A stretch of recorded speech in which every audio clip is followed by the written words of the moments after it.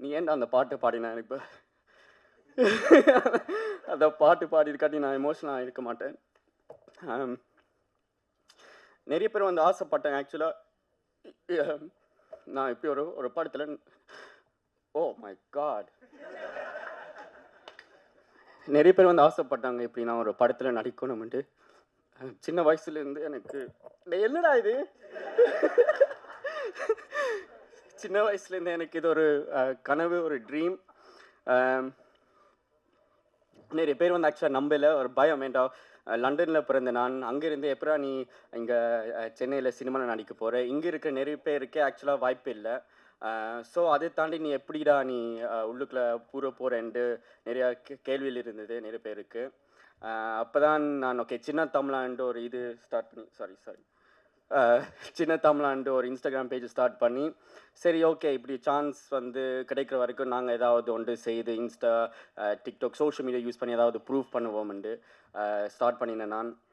அதில் வந்து எனக்கு கென் வந்து ஒரு மெசேஜ் போட்டு, ப்ரோ நீங்கள் சென்னைக்கு வரும்போது நாங்கள் மீட் பண்ணலான்ட்டு சொல்லிவிட்டு எனக்கு இந்த ஒரு படம் ஒன்று இருக்குது, நான் எழுதிக்கிட்டு இருக்கிறேன், அதில் ஒரு கேரக்டர் இருக்குது, நீ இன்ஸ்டாகிராமில் நீ என்ன பண்ணுறியோ அதை நீ இங்கே பண்ணு என்று சொல்லி எனக்கு ஒரு ஆப்பர்ச்சுனிட்டி தந்தவர். அந்த நேரத்தில் வந்து ஓகே பார்ப்போம் நடக்குதான்ட்டு பார்ப்போம்ட்டு தான் இந்த மைண்ட் செட் இருந்தது. கென்ன எனக்கு அப்போ புதுசு, இந்த இண்டஸ்ட்ரியே எனக்கு புதுசு. ஆனால் ஒவ்வொரு மாதமும் எனக்கு வந்து அவன் கோல் அடித்து சொல்லுவான், நான் இந்த ஆஃபீஸுக்கு போகிறேன்டா, இவங்க இது பண்ணிட்டாங்க, இது என்ன ஆஃபீஸாக போவேன். ஆக்சுவலாக நான் அப்போ யோசிப்பேன், என்ன இவனே ரிஜெக்ட் பண்ணுறாங்க, எங்களே எப்படி அக்செப்ட் பண்ணுவாங்கன்னு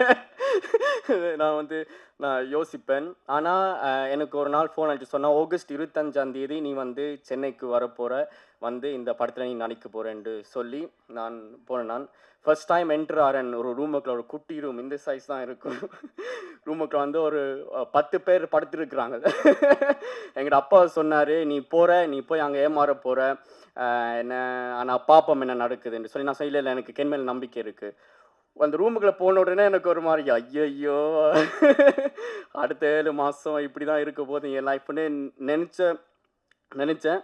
ஆனால் ஆக்சுவலி அப்படி நினச்சிருக்கக்கூடாது. நான் அங்கே படுத்திருந்த முழு கேங் வந்து கென்னன் கேங் தான். ஸோ அவங்க தான் இப்போ இந்த படம் வந்து உருவாக்கியிருக்கிறாங்க.